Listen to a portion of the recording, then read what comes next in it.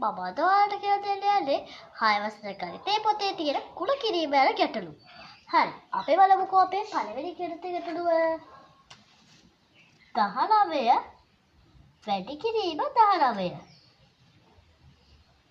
දවරක් 9 කීයද? 81යි. 81 කියලා අපි එක දාලා මේ පැත්තට ගෙනියනවා 8. ඊට පස්සේ බලමු අපි දවරක් 1 කීයද? 9යි. 9යි 8යි 17යි. ඊට පස්සේ බලනවා මේ දෙල්ල. එක්වරක් 9 කීයද? 9යි.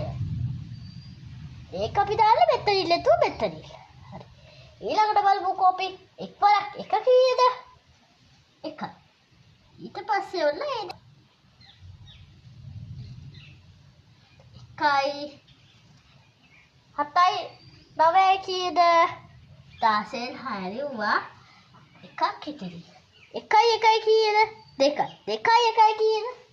3යි. ඔන්න අපිට පළවෙනි එකේ උත්තරය ආව 360 විදිහට. අපි බලමු තව ගානක්.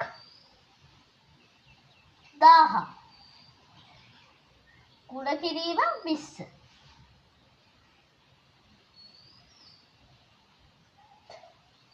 මේක ගුණ කරන්න අපිට තව ලේසි ක්‍රමයක් තියෙනවා. අපි ඒකත් හොයාගමු. මෙතන බිඳුවක් තියෙනවා, මෙතන බිඳු 3ක් තියෙනවා. මේකත් ගුණ කරන්න ලේසි ක්‍රමයක් තියෙනවා. අපි ඒකත් හොයාගමුකෝ. මෙතන බිඳුවක් තියෙනවා. එතකොට මෙතන බිඳු 3ක් තියෙනවා. මේ ටිකේම තියෙන බිඳු. එතකොට අපි මෙතන තියෙන මේ බිඳුව කපලා මෙතනට ගෙනත් දාලා මේ බිඳුව මෙතනින් අයින් කරලා මෙතනට දෙක අරගෙන එනවා. බලන්න කොච්චර ලේසිද කියලා. දැන් ඊට පස්සේ අපි ගුණ කරනවා. බිඳුව වරක් 2 බිඳුවයි. බිඳුව වරක් 2 බිඳුවයි. බිඳුව වරක් 2 බිඳුවයි. බිඳුව වරක් 2 බිඳුවයි. දෙවරක් 1 2යි. බලන්නකෝ අපිට නිකම්ම උත්තරය ආවනේ. හරි. අපි ඒ වගේම තවත් ගානක් හදමුකෝ. තියෙනවා 100. 100 ගුණ කරන්න තියෙනවා 50. අපි දැන් ගුණ කරමු. මෙන්න මෙහෙමයි.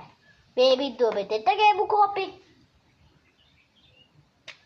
මේ බිඳුව මෙතනට ගෙනත් මේ 5 මෙතනට ගෙනෙනවා. හරි. දැන් අපි ඒක ගුණ කරමු. 5 වරක් බිඳුව බිඳුවයි. 5 වරක් බිඳුව බිඳුවයි. 5 වරක් බිඳුව බිඳුවයි. 5 වරක් 1 5යි.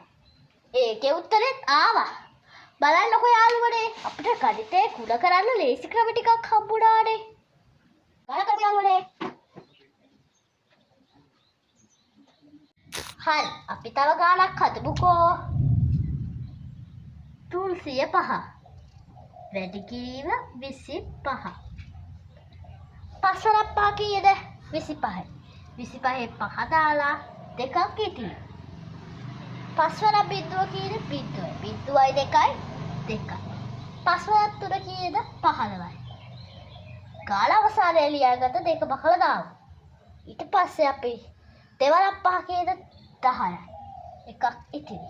දෙවරක් බිඳුව කීයද? බිඳුවයි. 1යි 1යි. දෙවරක් 3 කීයද? 6යි. හරි. දැන් අපි මේ ගණන් දෙක එකතු කරමු. 5යි 2යි 6යි 7යි. 7625 යන උත්තරේ අපිට ලේසියෙන්ම ලැබුණා. දැක්කා නේද යාළුවනේ? ගුණ කිරීම කොච්චර ලේසිද? එහෙනම් ඉතින් මගේ පාඩම මෙතනින් අවසానයි. ආයිබෝවන්.